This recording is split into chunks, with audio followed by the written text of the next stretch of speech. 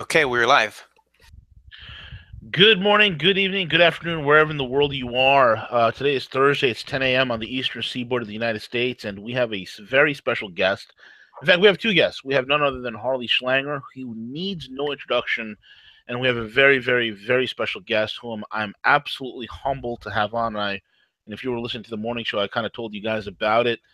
We have Helga Zepp-LaRouche, who is a German political activist.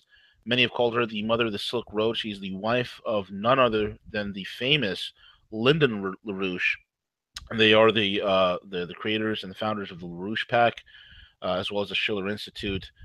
Incredible, incredible opportunity here. So, without further ado, I'm going to hand it over to Harley. Harley, why don't you introduce Helga and give a little bit of a background, and then Helga, feel free to take this program however way you want and for as long as you want. Go ahead.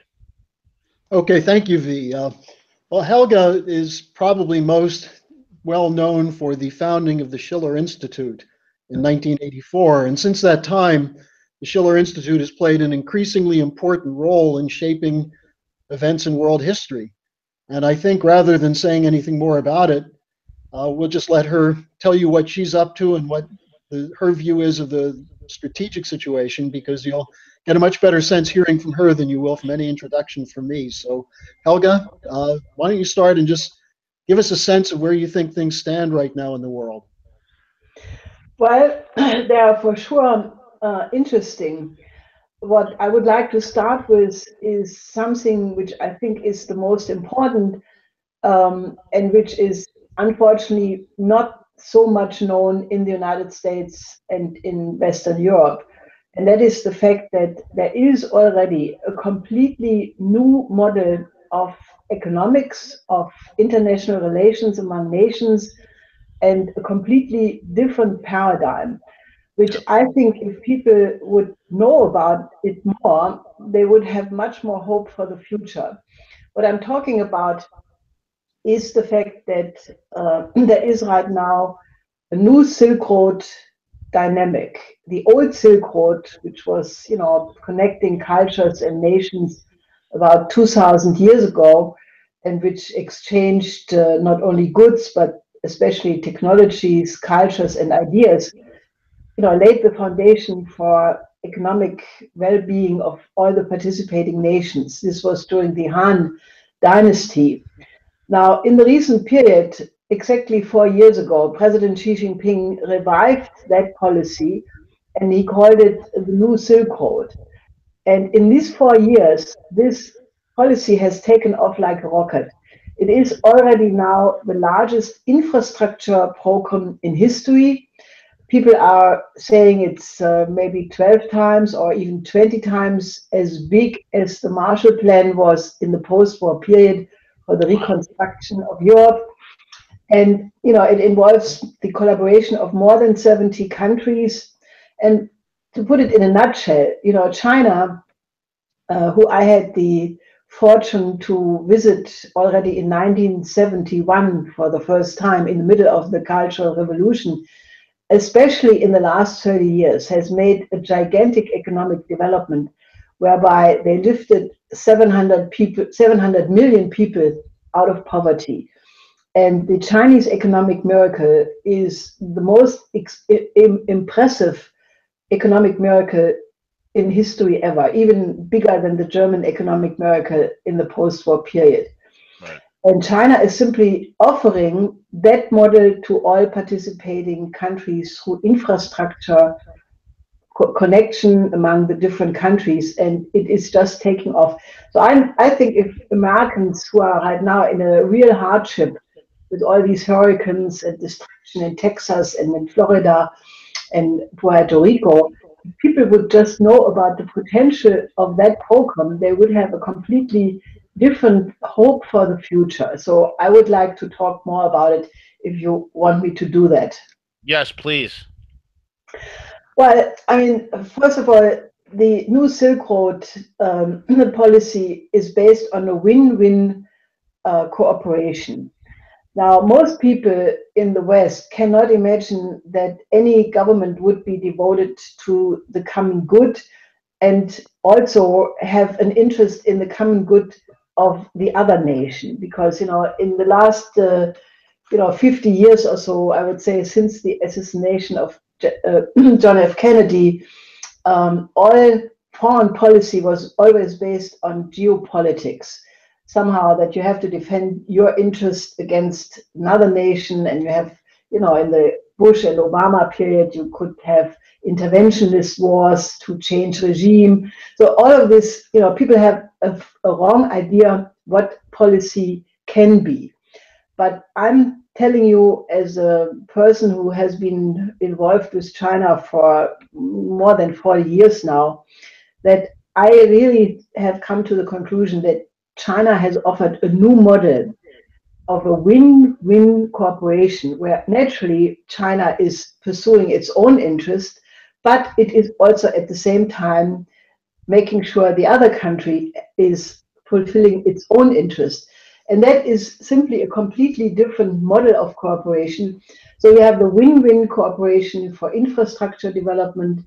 You have a completely new financial system which goes along with that, which is the Asian Infrastructure Investment Bank, the AIIB, the new Silk Road, the new Silk Road Fund, the new Development Bank, which goes along with the BRICS countries, which are cooperating with this project. And these new financial institutes offer credit for infrastructure financing. So it's a completely different model. It's not like Wall Street or the City of London looking towards a high profit revenue of 20-25%, but it has the understanding that without infrastructure, there can be no economic development and no agricultural development. So in a certain sense, it's not profit-oriented, but it's oriented to create the framework for industrial development.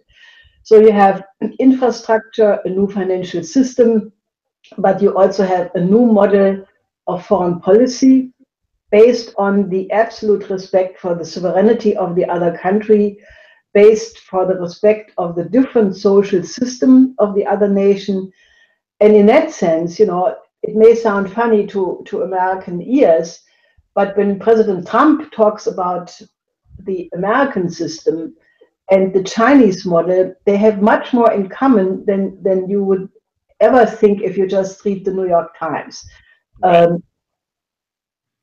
Yeah, so I think it is really an incredible new model, and I just wish to encourage people to find out more about it. I mean, if you want to learn about it more, you can naturally go on all kinds of Chinese websites, but you also can go on our website of the new paradigm, schillerinstitute.com website, where we have featured many projects and many conferences we held about it. And I think it is something, as I said, right now President Trump is faced with an incredible task of need to finance the reconstruction of these states which have been hidden by these hurricanes. And, given the combination of powers in the Congress and in the Senate, he had 2 days ago a meeting in the White House with Democrats and rejected the PPP, private-public partnership model, as a way of financing the reconstruction. And we have promoted for quite some time, since actually I think 2015, that the best way for the US infrastructure to be built, even long before these hurricanes hit, would be that the United States joins with the new Silk Road and takes up the offer of President Xi Jinping to President Trump when they met for the first time in Mar-a-Lago in April, that the United States should cooperate with China on building the new Silk Road, even inside the United States. Helga, let me ask you this question. Why do you think the Atlanticists, the British, and the deep state influence that's here in the United States, why do you think they're so resistant to the Silk Road? And why is, every call by the Chinese to say, hey, I know China's been calling the U.S. from the beginning saying, hey, come on, let's get involved. There's a lot of money to be made here. Everybody could prosper. Everybody can be successful, and you'll be helping many nations. And time again, the politicians here in the U.S. have always said no. Why do you think that is, Helga? Well, I mean, the concept of oligarchy is really important to be understood, because the transatlantic establishment, as it was, up to the election of President Trump, I mean, it still is like that. They are really an oligarchy in the old tradition of empires.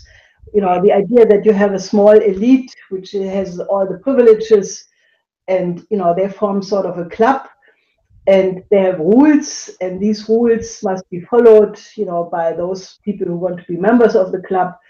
And they do that to the detriment of the large masses of the population. I mean, look, if you look at, for example, why did Germany lose? Why did go the German election right now in the same direction, like a rejection of that policy? Is because the majority of the people are the victims of this globalization.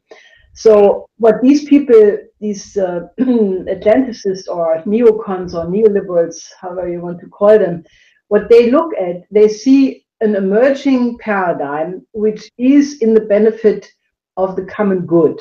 They can see that, the reason why the new Silk Road is so attractive is because, people benefit from it. And these other people, this old oligarchy, they naturally feel that this new model is much more attractive, but their entire privileges rest on high profit, high risk speculation, all this virtual paper of derivatives of I mean, something which has no real value. So if it would bust, and this could actually happen in the short term, because we are looking at a new financial crisis potentially much worse than that of 2008. But the reason why these people want to stick to this system is all their privileges are associated with that system. So in a certain sense, it's really like like an old oligarchy with entrenched powers, and they don't want to give it up. But I think it's a question of time, because the new paradigm is already emerging, and since it is so much more attractive for the common people, I think it will win. Yeah. Can you detail for us some of the latest developments with the new Silk Road and the One Belt, One Road initiative? I see, like, some of the, there's some clues, in other words, that are being given. For instance, we have Saudi Arabia now. They're meeting with President Putin. Um, there is China launching their new gold settlement petro yuan standard to have oil priced in that in the Asian markets, which will eventually, I believe, will go worldwide as it replaces the petrodollar. What are the major events are happening? Because I think the way this new Silk Road is being built out, it is unavoidable, and you simply cannot ignore it. Well, I think there are many things, but I think the most dramatic is the Chinese investments in Africa. I Yes. mean, for many centuries, colonialism, threw Africa into a horrible condition, and then the IMF conditions also prevented real development, and there was very clearly from the side of the West no intention to ever industrialize Africa. I mean, it's the horrible condition which caused the refugee crisis. Thousands of people drowning in the Mediterranean, running away from hunger and war. I mean, there was no intention of the West to do something efficient about that.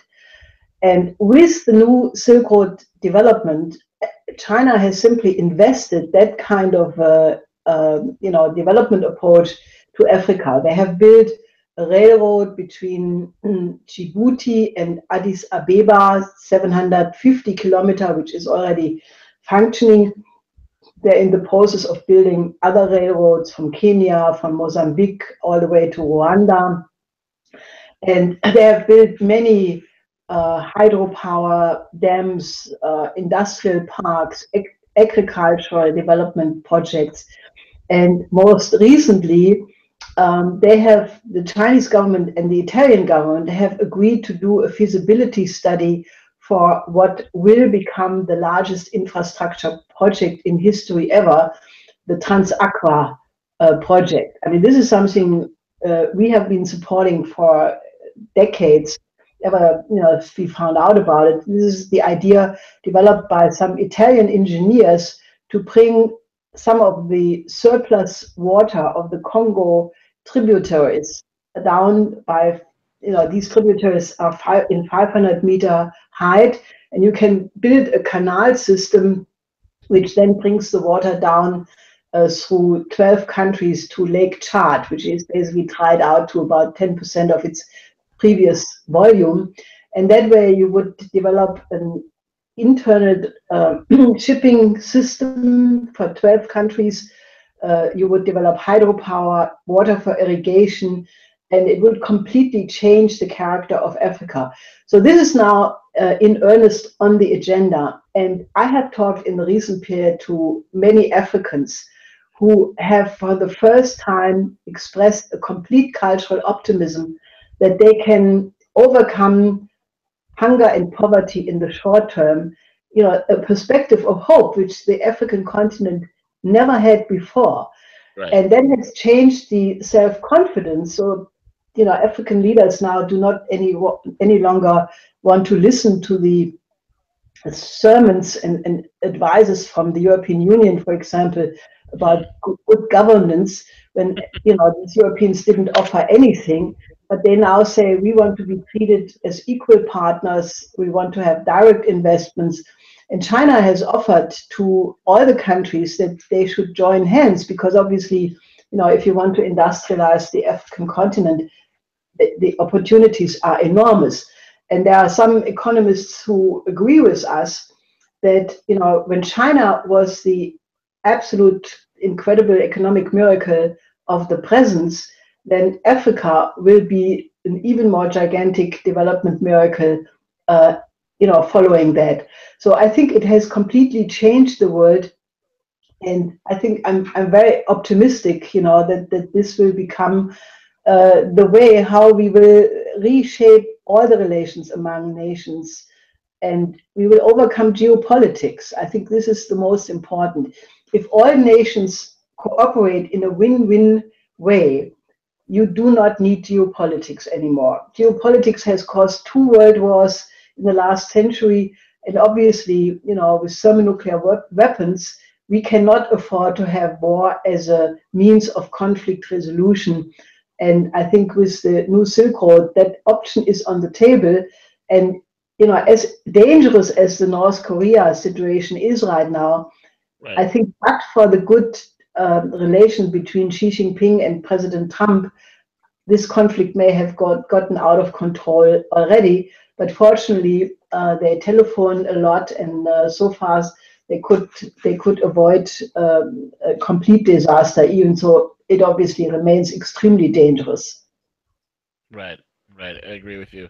I think even in the North Korean situation, I think there's a stability that can be brought there because of the new Silk Road and some of the investments that China and Russia wants to do to North Korea. I mean, let's be honest. It was last year. I think it was in 2000. It was like last year or the year before, where it was discovered that North Korea is sitting on close to $10 trillion world wealth, $10 trillion worth of rare earth as well as strategic metals and minerals. And now all of a sudden, the war rhetoric is starting to heat up amongst the Atlanticists. So I don't think it's a coincidence to see all this saber rattling, so to speak, Helga. What say you? Well, I think the geopolitical forces in the world, they consciously created this North Korea crisis to have exactly a means to work against Russia and China. Remember that the previous South Korean president Kim Dae-jung already had the sunshine policy with North Korea. They were building an industrial zone in the north of North Korea where the Russians and the South and the North Koreans work together. And that, by the way, that was then interrupted by Bush and Cheney. Yep. For no good reason, and the whole THAAD deployment and the whole military drills, which the U.S. and South Korea are doing, in a certain sense, it's a continuous provocation in order to have a pretext for a policy which really is an encirclement policy against Russia and China. But I think this is being outflanked right now, because at the recent East Economic Forum in Vladivostok, President Putin had a large meeting with the North Koreans and the South Koreans, and they were discussing to put this economic development zone in the north of South Korea, where Russia and the two Koreas would work together with Chinese input, back on the agenda.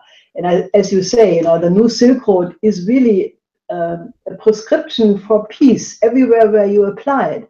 We have always said, if North Korean and South Korean engineers are working together on building railroads and industrial areas, then the reason for war gets eliminated. And I think that is the only path to solve that problem, definitely. Yeah, no, I agree with you. If I could jump in here, I'd just like to ask Helga to talk a little bit about the whole question of the new Silk Road and Europe, given the changes going on in Europe, the election in Germany, what's happening with the Italian banking system, Macron's proposal. Do you see a shift in Europe toward an openness now toward the Chinese and the new Silk Road? Well, it's funny. I think it's coming here as well. I mean, first of all, the German situation after this election is total chaos. I mean, Merkel and the CDU, CSU, as well as the SPD, had both their lowest election result ever. In the case of the SPD since Bismarck, and in the case of the CDU since the Second World War. And they got the bill for their neoliberal policies, which was the same reason why Hillary lost the election. And Merkel, like Hillary Clinton, just are not willing or capable to reflect on the causes. So Merkel said she could not imagine of having done anything better. And that's her problem. I think she can't think of anything better, and that's why she lost the election. But as a result, it's since the SPD said that they would not go back to a grand coalition, the only option left is a so-called Jamaica coalition, which would be the CDU, CSU. They have trouble now among themselves, so this is in a mess.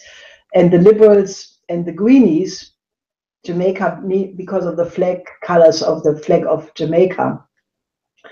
But this may not function. I mean, you could have an unstable government for the rest of the year in Germany, because inside these parties you have tremendous frictions and faction fights and so forth. I'm saying this because, as I mentioned earlier, I think the danger of a new financial crash, the signs are just mounting. And if this would be hit with an unstable situation in Germany, well, the EU used to be, really run by the Merkel-Schäuble combination. Schäuble will not be finance minister anymore, because this is part of the negotiations to form a new government, because the FDP wants to have the finance ministry. So if the financial crash hits, while you don't have a stable German government, you don't have a stable European Union either. Because if you look at all the other countries, the southern European countries are completely unstable. Italy is a mess. France, Macron won the election in the second round, but he fell in the polls, and he's now regarded as a liberal. So his famous proposal for a new European Union, you can forget. I mean, it's for the waste paper basket, because he clearly conceptualized that speech for a different German election result than what it turned out. So what you have instead is that the attractiveness of the new Silk Road for East and Central European countries is enormous. The so-called 16+1 countries, they all want to cooperate with the new Silk Road.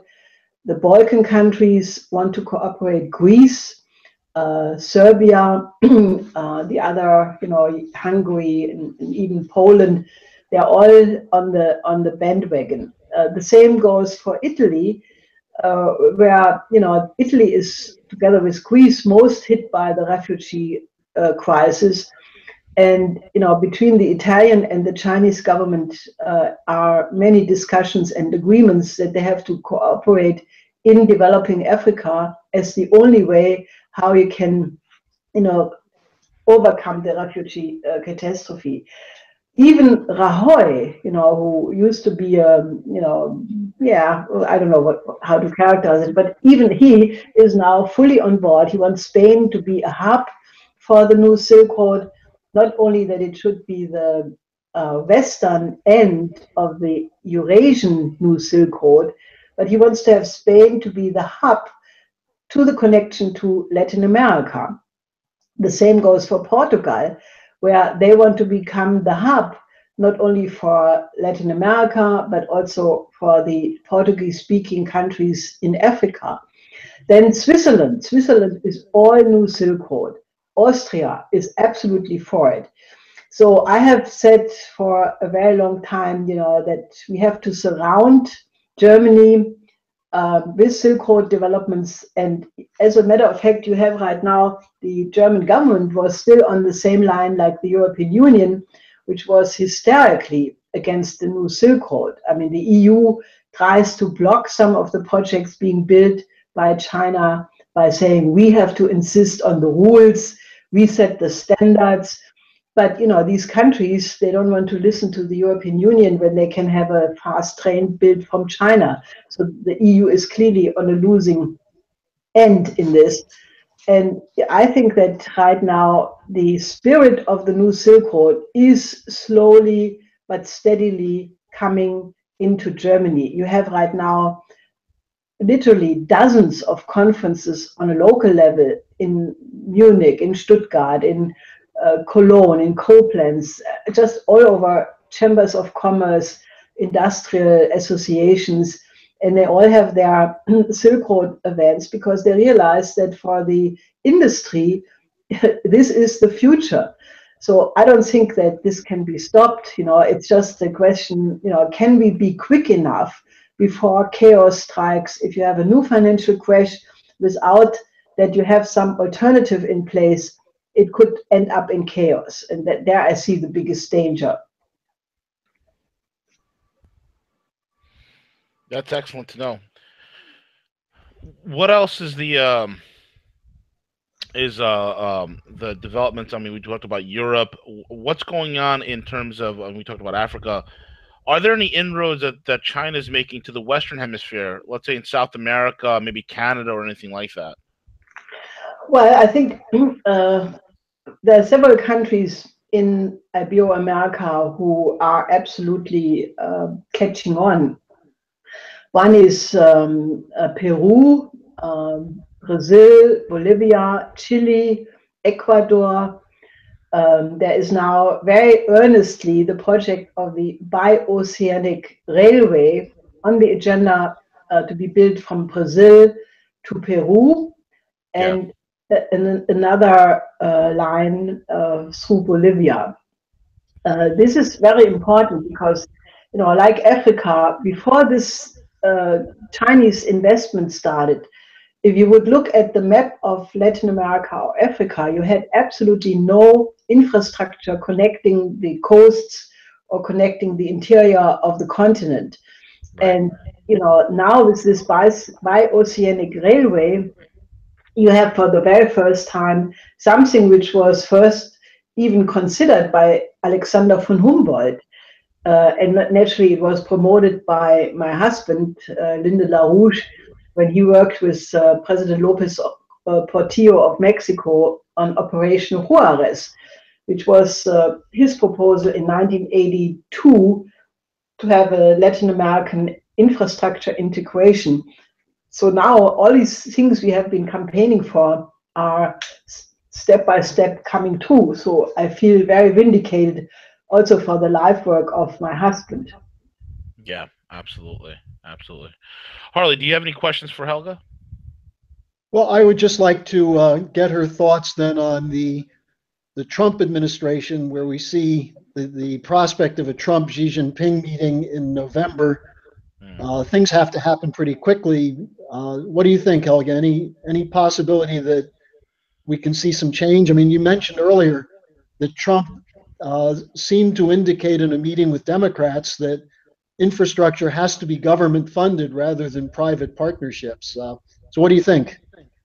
Well, I mean, we campaigned for Trump to attend the Belt and Road Forum big summit in May in Beijing.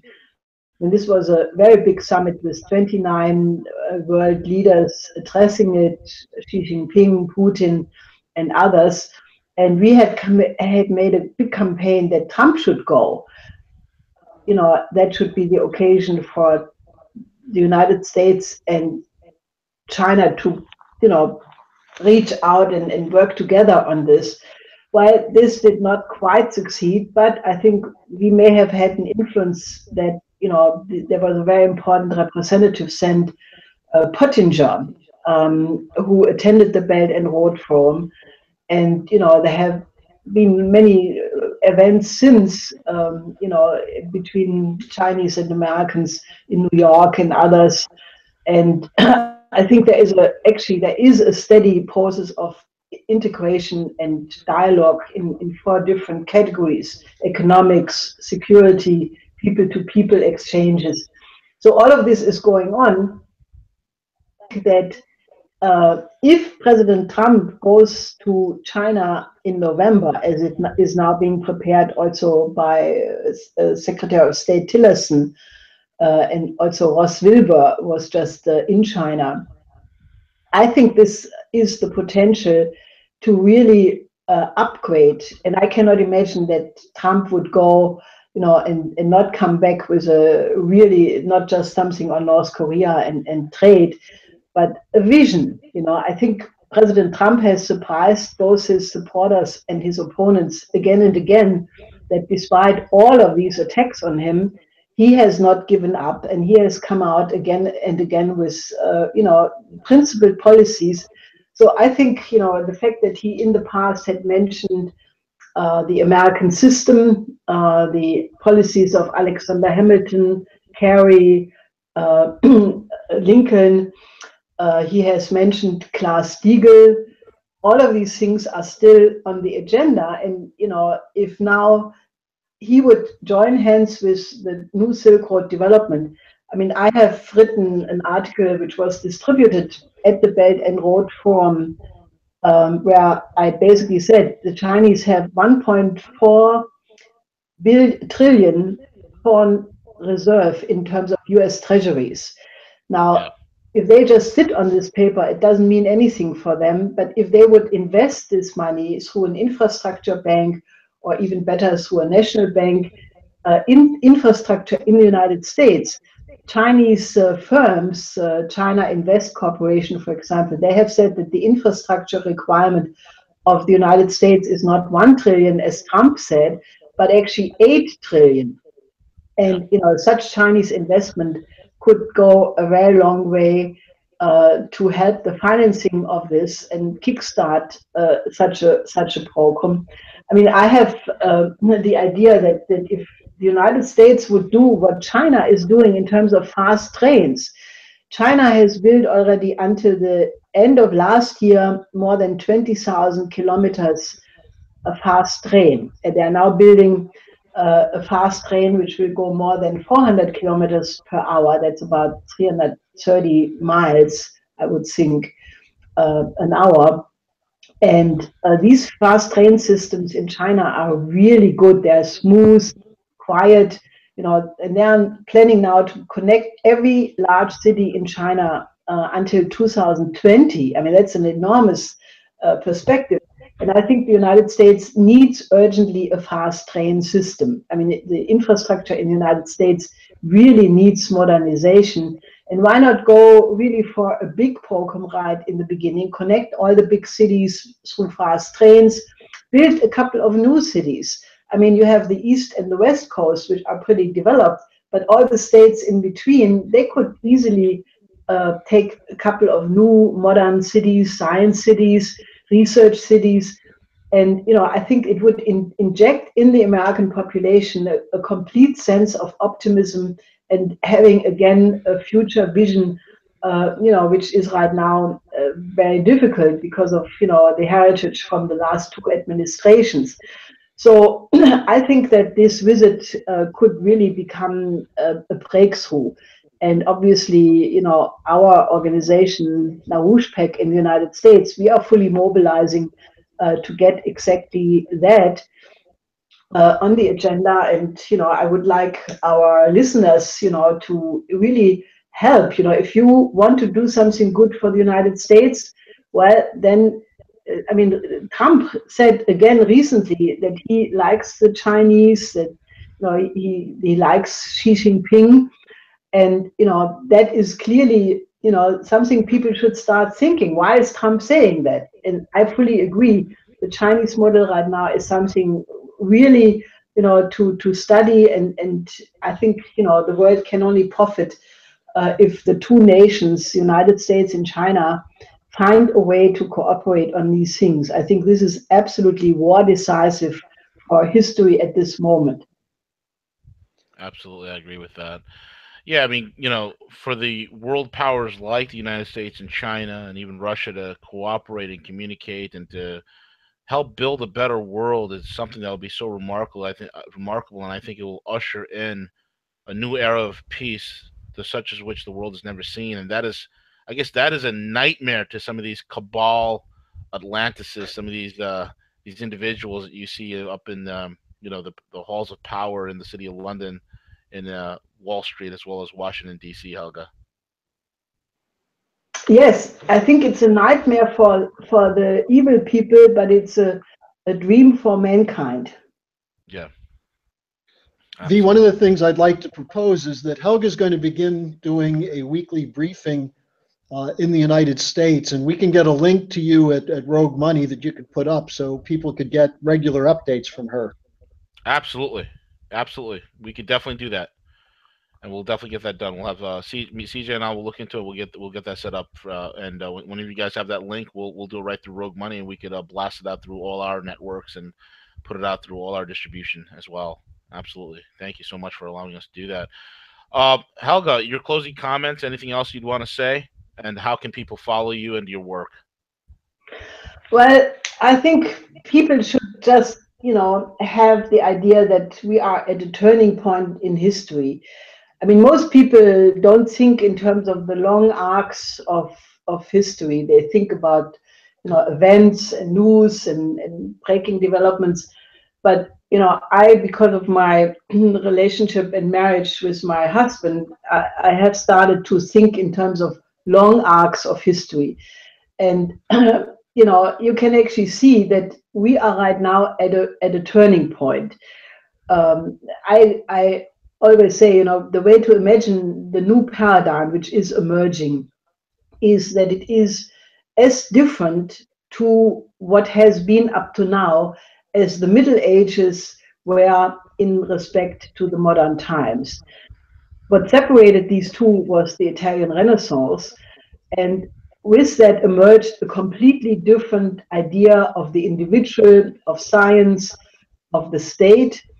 You know, in the Middle Ages, people were believing in superstition. You had, you know, the scholastics, you had the Aristotelians, and they had a different set of axioms of belief than what came with the Italian Renaissance, namely the idea that man is limitless, perfectible, that the state needs to be devoted to the common good.